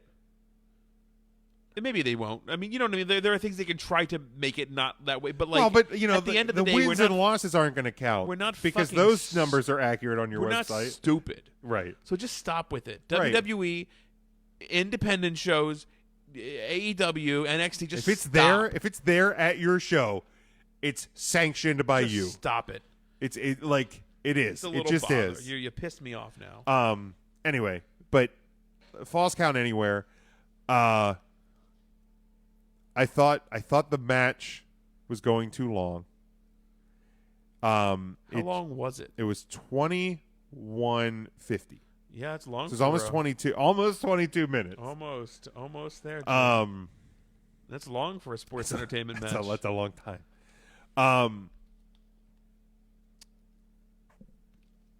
Man, I was there hook, line, sinker. I can't lie to you, Jim. There was points where I was just, I'm hearing that the crowd's not super in. Like, I just feel like the WWE has a little bit of problem with face Rollins, and maybe now this is your chance. I think it's done.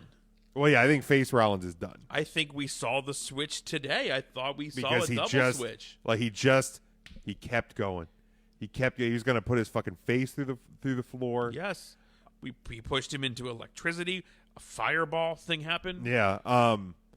And then once the crowd's chanting, "Bray's gonna kill you!" Like, the crowd was behind Bray Wyatt. Yeah. Oh yeah. I feel Bray's, like this was Bray's a face, bit definitely. of a double switch here. It was.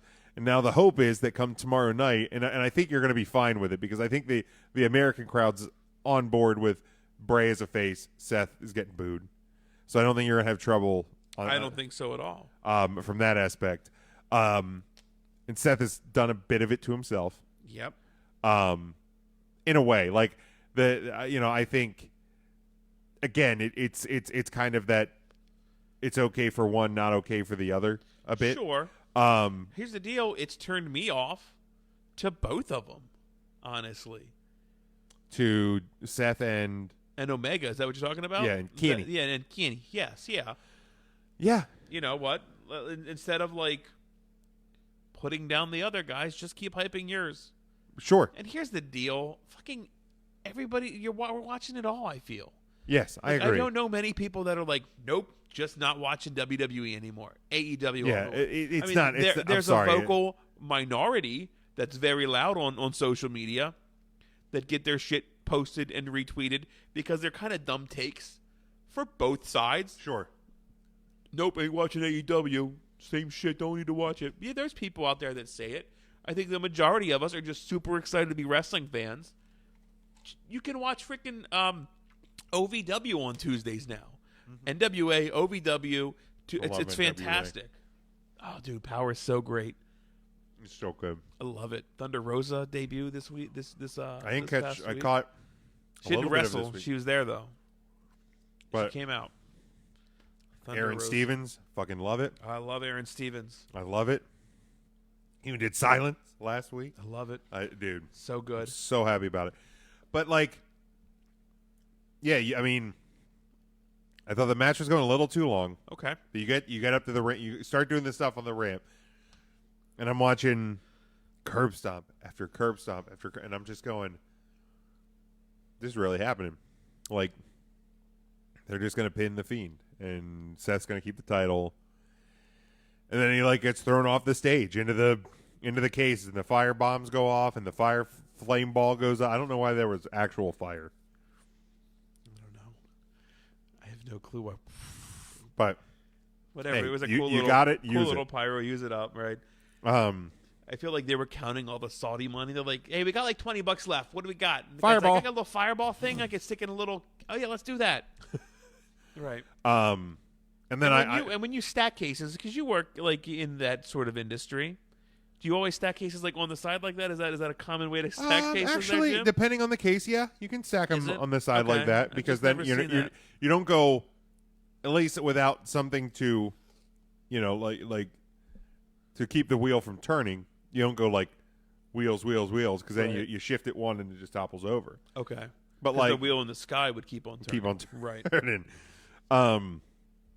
So when he throws Bray down in the thing and the pyro goes off, I honestly just assumed that he was just going to stand on one of the cases. They were going to count at 3. Seth gets out of there as champ. Bray doesn't really, take any heat because, he got blown up, firebomb. Right, He's going to firebomb. have Tourette's now, like Gold does. But I did tweet that. I said he's going to have Tourette's now, and then the end of the match happened, so that tweet got lost, and I'm fine with it. Let me in. That's not funny. That's not funny. I apologize for that immediately. But then obviously Bray stands up. He hits Sister Abigail, and he wins. And I'm just going, oh my God, did that actually happen? Right. And then the lights go out, and then he's standing up there holding and I'm just like, this is the best ending to a show I've seen in a long time. I was really concerned when he did the Sister Abigail. That Seth was going to kick That out. Seth was going to kick out because we've only seen him do like the mandible claw. We have. In an actual match. Pre-Fiend, right. The mandible claw took Yes. Finn Balor down. Like, leave the claw cinched. Oh no, what is he doing? Oh God, he's going to kick out. Right. And when they hit 3, I just smiled and said, "Son of a bitch, they did it." Like, that was it. Like, I can't believe they did. I really couldn't believe they pulled the trigger and did it. I'm 100%. Like, there's part of me that's still shocked. The Fiend is your WWE champion. And like, what? I understand that people are saying, well, they only did this because what? Yeah, okay, Right? You made a mistake. Will you fucking let them You fix the they mistake? failed them. Like, here's the thing: Just let them fix it. if I come over your house Right. and I break your Philadelphia Eagles coffee mug, Sure. Yeah. you know what I'm going to do? I'm going to buy you a new Philadelphia Eagles coffee mug. And I will be thankful for that, and I will not bring up the fact that you broke my Philadelphia Eagles coffee mug a month down the road because you Sure. fixed it now. Right. Like, I'm not going to give you the new one and you go, oh, that's right, because you broke it. Right. I mean, and it's like the time that I ran over your dog and I killed your dog. And then I went to the dog store and I bought you a new dog. And I said, here, Jim, here's a new dog. Remember that? Not this dog. This dog's still fine. It doesn't work for everything. That's my point. We were never going to talk about that. Yeah, I know. I'm sorry. Really a bad time to bring it up. Why? Halloween? It's never Yeah, little doggy ghost floating around. It's never a good time to bring that up. I'm sorry. Little Chester's gonna. He you know what? Sorry, he lives. move on.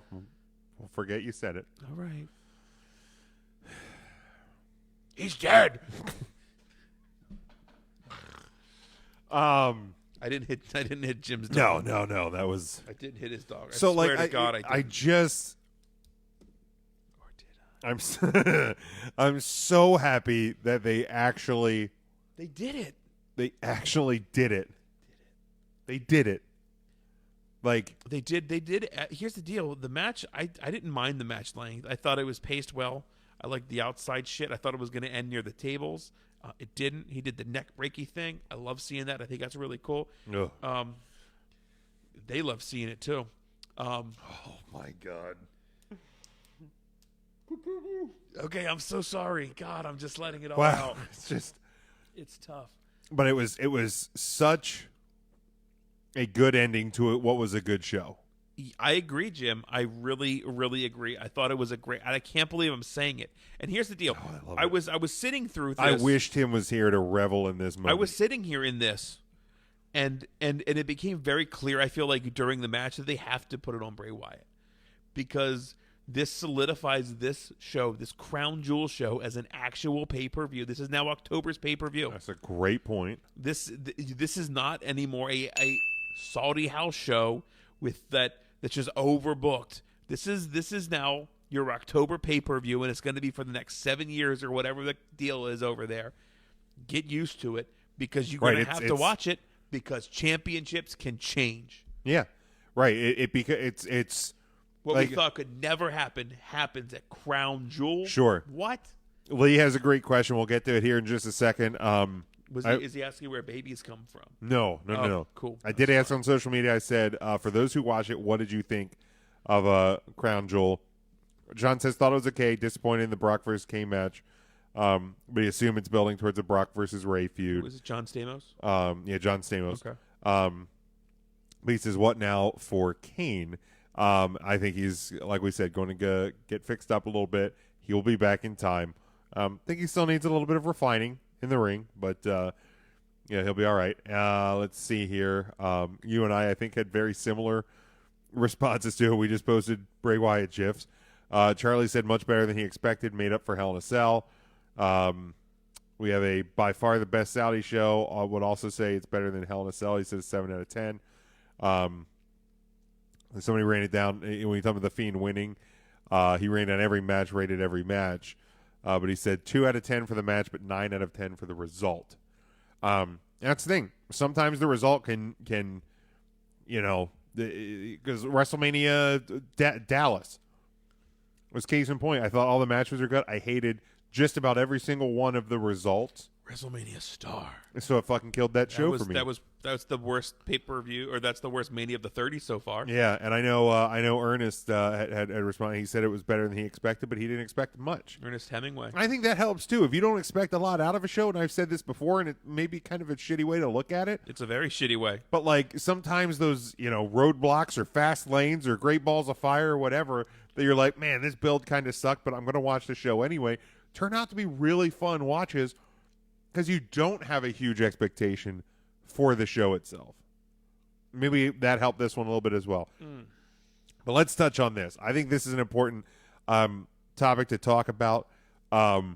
This may actually run us up all the way to the end, or at least a good portion. Lee says, how will this work? And I've already been working on this discussion for a few hours. Love you, Frank. I do. I love having fun back and forth. You know what would fix all that with Frank? What's that? If EC3 just beats him tomorrow. Well, that's true. But is EC3 on? I don't even on know SmackDown, where I think. There it is. Oh, well, then it's stuck. It's stuck on SmackDown. Then it would be, yeah. Or look up where EC3 is.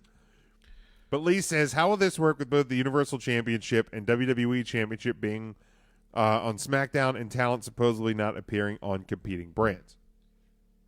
So, we did a little research because I was having a discussion with Frank about this. Now, when the Universal title was created, it was created to be specifically on the Raw brand because the WWE Championship was on SmackDown. Correct, at the brand extension. At that time during the brand extension. Right, Foley and Steph created the Universal Correct. Championship. So that was give it to Raw's Finn? world title. Right? Was it gifted to Finn? I think there was a tournament. Or Yeah, because he got and then crowned. he lost it the next day. Less than a day. Well, he had to forfeit it because he Injured put his it, arm back too right, far. Right. Or Seth Rollins hurt him. One of the two. He's so he put his arm back too far. Now, the WWE basically did a hard reset at the draft. So during the draft, WWE champion Brock Lesnar. Well, I guess he wasn't. He became champion that. No, he was already champion. WWE champion Brock Lesnar drafted to SmackDown. Universal champion Seth Rollins drafted to Raw. So obviously, Universal title on Raw, WWE championship on SmackDown. Now you have a match because of a kind of pre-existing feud between Seth and Bray and the Fiend. The Fiend is on SmackDown, Seth on Raw. Fiend wins. There's nothing that says that, at least to the best of my knowledge, I tried to look up some rules. Nothing that I could find that says that you can't have the Universal title and the WWE title on SmackDown.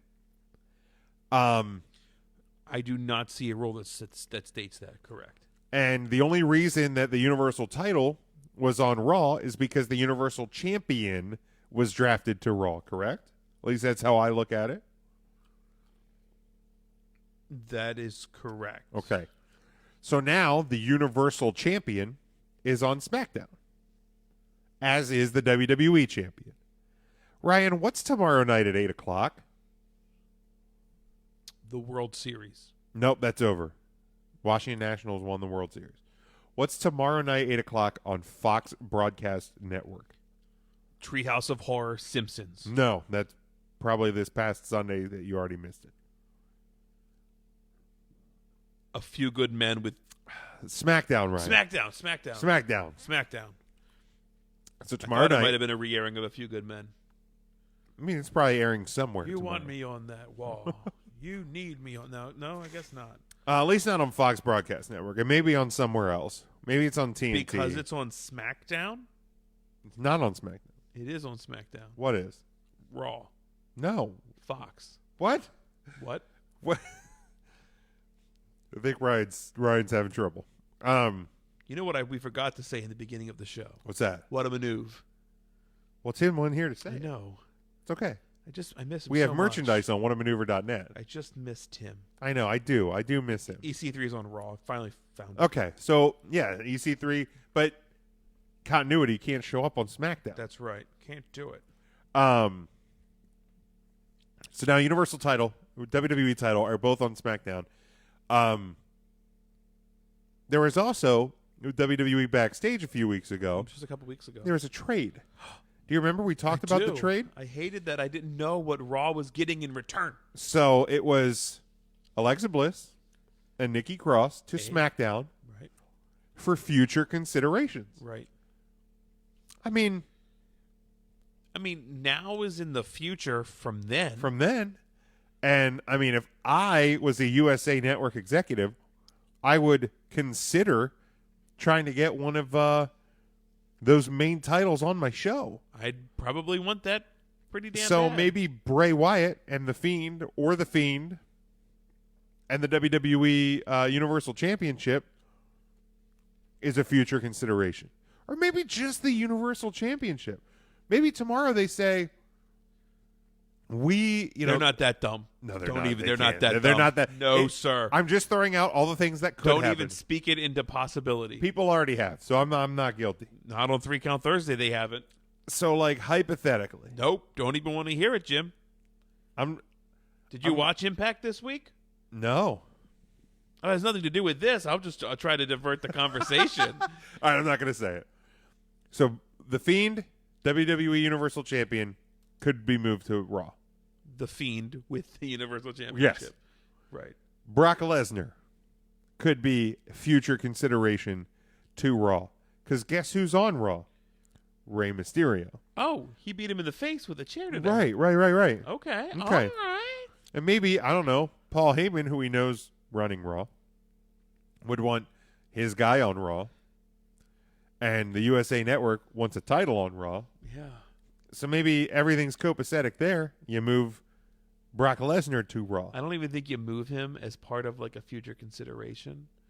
I feel like Paul Heyman says like my client is going to Raw. You could do that as well. You know, he's not sharing the spotlight with the Fiend, you know, or whatever. You can make it however you want, but like I think you leave that in Paul Heyman's hands. And then like now when the trade is brought up in the future, it'll be like, oh well, that's how they got him back because they were owed a position. Now the $1 million question: if it is Brock Lesnar that is moved to Raw, do you change the Universal title to blue? Oh shit! No, you do You not. keep it red. There was red is the color of the universe. No, there's that custom belt that Bray was for Bray. It was online a bit ago. Top rope belts or whatever. I think you do that. It was gnarly. But what happens? And I don't know if the WWE does anything like that. What happens anymore, when but the that's Fiend badass. loses, though? The Fiend doesn't lose, Jim. He's undefeated. I mean, eventually you would think. No, sir. Okay. But another thing WWE has never done is change the profile picture and the cover photo on their Twitter page to a specific superstar. Kind of a big deal, like right? Bray Wyatt and the Fiend are getting a different treatment than anybody. Nobody gets custom lighting during matches, whether you like it or not. Sin Cara used to. He had the gold for a while. You're right. Yeah.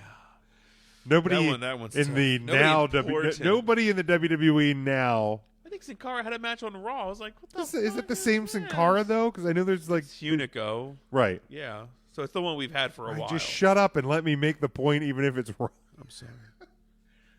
That Impact though was really good. And you know, so they changed the picture. Like the way I pose it to Frank, because I know Frank, he's wanting continuity. He's saying that they're not keeping up with their rules and whatever, and I think they actually are, because the title moved in a match, like it didn't. Now this match in and of itself, they did not keep the rules. However, this match was announced before the draft. Before the draft, absolutely. So you hold up your end of the bargain Right. as scheduled, right? And it was continuing a story, continuity. You know, so now the way I look at it is, I'm going to tune into SmackDown tomorrow. Sure. And I'm going to hope for answers. I feel like a lot of people are going to tune into SmackDown Like, tomorrow. The thing that has always kind of made wrestling magical to me, and I'm speaking for myself here, is I try not to make logic out of the illogical. Like, Okay. All right. you know, you have wrestling barbers, clowns, repo mans, mounties. That would be Repo Men. Repo men. Repo Man. Repo mans. Mounties. A dead guy. Papa Shango, who turned into the Godfather. Sure. Who turned into the Good Father. The Undertaker turned into a biker and then into some like hybrid cowboy badass. Kane, his whole body was burnt, and then we found out it was just mental scars, and he couldn't talk, but then he did, and he also fucked a dead chick, but then it was just Triple H, and then, you know, Triple H had a mask, and then Kane had a mask, and then he didn't have a mask, and then he had a mask again, and then he was mask Kane, but also corporate Kane, and then he was concessions Kane, and now he's the mayor of somewhere in Tennessee. Knox County. Bottom line is, there's a lot of illogical things Sure. in professional wrestling. And one of the things that I always enjoyed, not only just in general, like during the Monday Night era specifically, Monday Night Wars, but just in general. And don't get me wrong, I do kind of, what's going to happen? What are they doing with this? What? But one of the things I've always... Well, you do that for AEW. You're right. But one of the things I've always enjoyed is when a show goes off the air, waiting until I can. When's the next show? When do I get to find out what happens next? Right. not making myself angry over what I think could happen, or what over something we should be celebrating and super excited about. Right. That they This is put what- the this is championship. what we wanted. Right. This is what should have happened at Hell in a Cell. They righted it wrong. Like, can we just be happy? Just for a fucking Just can day. we please be? It's 24 hours away. Like, Let them get to SmackDown and do nothing about it. Then you have Crown it Jewel ended at like 4:40, so it's like 28 hours, between 27 and 28 hours till SmackDown goes on the air. Can we please just be happy for 27 hours and just thankful over the fucking fact that the Fiend is our champion? right. Just The Fiend. give me a day. Let's Like, did you see Did you see his tweet? You can't. They can't kill it under the red light. Something. Yeah, let me actually pull it up. But like, am I wrong? Am I off? Like, Jim, you're not wrong or off base on this one. Shockingly. wow, I'm very. Yeah, we rarely like fully agree. So it was shortly after. He said, "You can't kill it under the red light. The zombie man rules the universe. Hashtag Yowie Wowie." And it's a picture of him with the Universal title, and he has the hurt glove up to his head. I just love it, man. I just love it. Go back to the very first time we saw this Bray Wyatt character come in the funhouse, and everybody just say, "What the fuck is this? This is stupid." Yep. And look where it's at today. And you need to just stop with your anger today and think where it's going to be in the future. Because it's going to be all right. Oh, it's just. It's a legit question, but don't worry about it. It's going to be all right. Right. Like, one of the titles is going to end up on Raw. One of the titles is going to be on SmackDown. But again, if we're being totally accurate about it, Yowie wowie. there's no rule that says they can't both be on one show. Right. What I read about it from the WWE site was that it was created for Raw. During That's the all it brand said. extension. Right. Which would have been, 13? Yeah. So, I mean, that doesn't seem right. It wasn't 6 years ago. No, it wasn't 6 years ago. It was a couple of years. But, it Yowie wowie. again, and there are things that I do get hung up on as well. I do. And there's things I get mad about that I probably shouldn't get mad about. Mad about you. Mad about you. But, like, again, it's just give me these 27 hours, Right. please. Dude, kudos to the WWE. I'm not going to lie. I didn't think I would enjoy Crown Jewel. I'm not going to go back and watch the other ones. I have zero interest of doing That's that. fine. But, congratulations. And like I said, they've been talking it like a pay-per-view, and they put on a pretty good pay-per-view today. And that Godsmack song's a really good song for the pay-per-view Right? theme. They're really good at picking songs. They are. But, like, and I believe in did you watch Impact this week? No. Okay.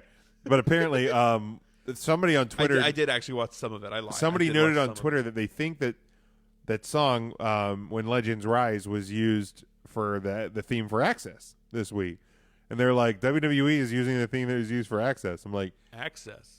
Impact on Access. Sorry. Oh, Impact on Access TV. I'm sorry, Access, yes. I was like, WWE also used that song for Crown Jewel last year, just for the Okay. record. Like, that seems to be like Man, sell that seems to be the Crown Jewel theme song, and I'm totally fine with it.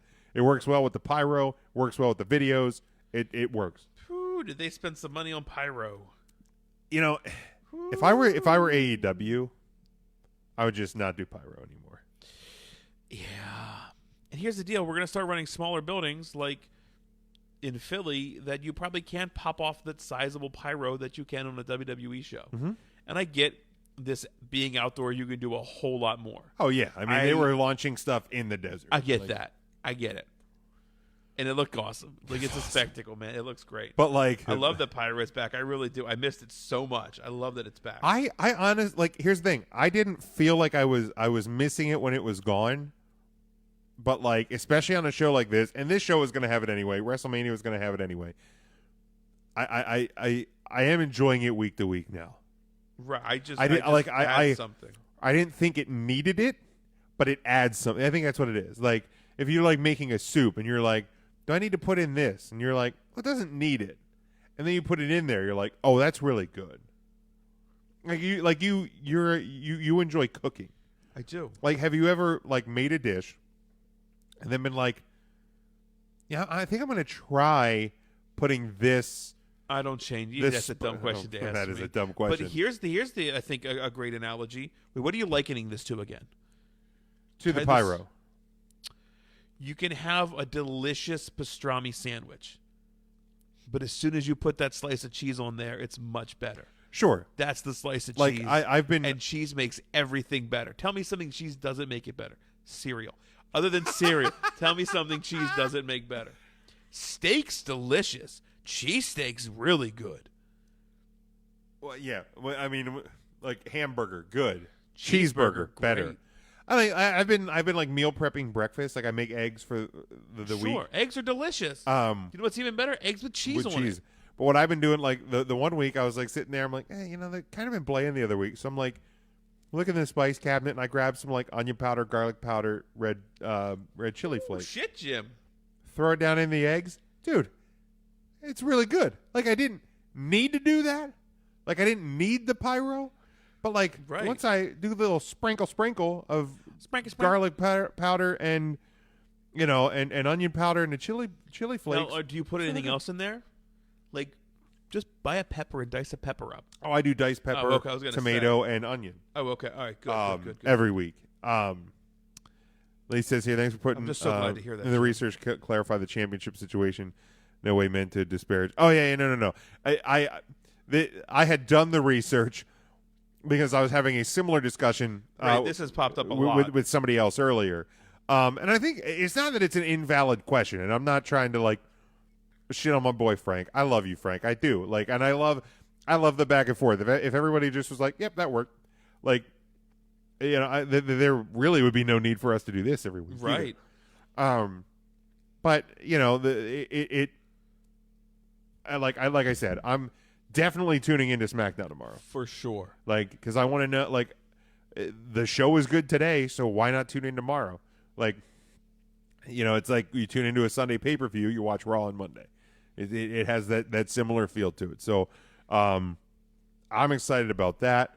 One thing I just wanted to grab real quick here and touch on was because the actual official debut show of WWE Backstage is coming this Tuesday. It's the 5th. This Tuesday at 11 o'clock on FS1.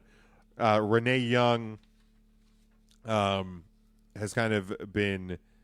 She said that they'll have a huge first guest be announced on tomorrow night SmackDown.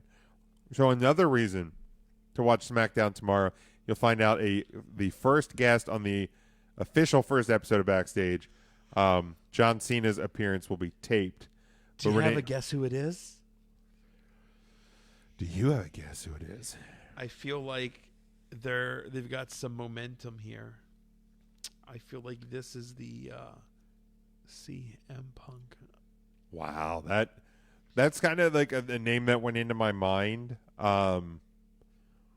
Here, see, this is what she said. Guys, we're here during our final rehearsals as we're getting set to go for real WWE Backstage. It's all happening Tuesday, November 5th at 11 p.m. This means we're going to be live every single week. You don't want to miss it. We're going to have a tape message from John Cena.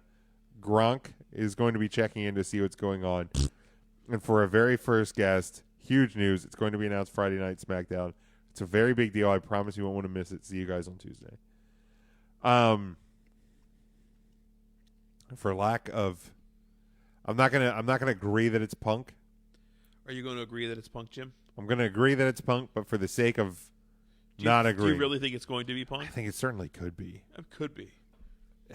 It would make a splash. It would make people tune in. It could be anybody. I'm going to say it's going to be Steve Austin. Stone Cold. Yeah, I'm going to say Austin. All right. It could be Punk, though. Very well could be Punk. Ryan, you got anything else? Yeah, no, I do want to touch on Impact. I've been joking about it, but Impact went live for the first time this week on Access Television. I thought it was a really enjoyable episode. It was pretty quick. I enjoyed what I saw. Ace Austin, the Eddie Edwards hardcore match for the the X Division Championship. X Division, yeah. I thought it was really good. Sammy Okay. Callahan, your new Impact champion. Yeah, I know you're not a Callahan fan. Not a at Callahan all. guy. That was inside of a cage. And dude, next week, it's 2019, folks. Joey Ryan wrestles. Do you want to get? Have you heard this? I heard it. Ken Shamrock, right? Ken Jesus fucking God. Shamrock, 2019. What the fuck? Love it. God damn it, it's awesome to be a wrestling fan. Dude, it really Fucking love it. And like that's the thing is like there's something for everybody. Literally everybody. Raw, Impact, OVW, NWA, NXT, AEW, Beyond, MLW, New Japan, Ring of Honor, SmackDown, like Indies, like Right. All over the place, guys. Absorb what you can, Right. absorb all of it if you can. Good God. Just quit your job. It's quit your job. Divorce your I don't know how you're going to pay significant for other, cable and the network and all of that just stuff if you don't have a job. Watch everybody's streams and cable shows. And I love it. Wrestling's great. It is so good, and I really am looking forward to this backstage show because on the couple of teaser episodes, like they've kind of brought some of the items from the week into recap. Nice. I like that. And they've discussed other things, so like it's kind of cool. So if you miss something, they might highlight it. Oh, which I think is absolutely necessary. I think so. In the wrestling landscape that we have in front of us today. I'm pretty excited. But yeah, no, I'm super stoked, man. Tim has trivia today. Oh, no trivia. We'll get back to that hopefully next week. I think Tim's moving this weekend as well, so Tim, good luck with that. Moving sucks. My guy, you've earned the night off. Yeah, it sucks. Matt, Mark, we missed you this week. We'll be back next week. Brittany, Lee, Mark, Jason, Ryan, Charlie, Brittany, if I didn't say you, Lou, Devin, everybody that interacted with us here in the live video. We appreciate it. We appreciate each and every week. Make sure you're subscribed to our podcast feed, to our Facebooks, Twitter, Instagram, all of that. We got the Woman of the Week over there on Instagram. Check that out. Patreon.com/3Count Thursday. We got our merchandise at whatamaneuver.net. We also have, again, YouTube. Baby! Have a great weekend, Lee. We appreciate you interacting with us here tonight. Ryan, where can I follow you on Twitter? You can follow me. It's at RYN and then the word Eagle. I've tweeted a little bit. We tweeted about the World Series a little bit. You were tweeting about the World Series. That was a really bad strikeout there. You live tweeted. I live tweeted. You live tweeted at the Lidditz Halloween Parade. The old Lidditz Halloween Parade. It's a great story there. You can check that out. Again, it's RYN and then the word Eagle. I think that's the draw is the live tweets of the Lidditz Halloween Parade. What a great time we had. That there. was spectacular. Again, thanks everybody for playing along. I'm at Big Jim Sports on Twitter. And again, just subscribe to everything 3 Count Thursday related. It's really easy. Everything is the number 3 and then the words Count Thursday. Devin hopes you have a safe ride home, Ryan. Yeah, I hope you don't either with that outfit.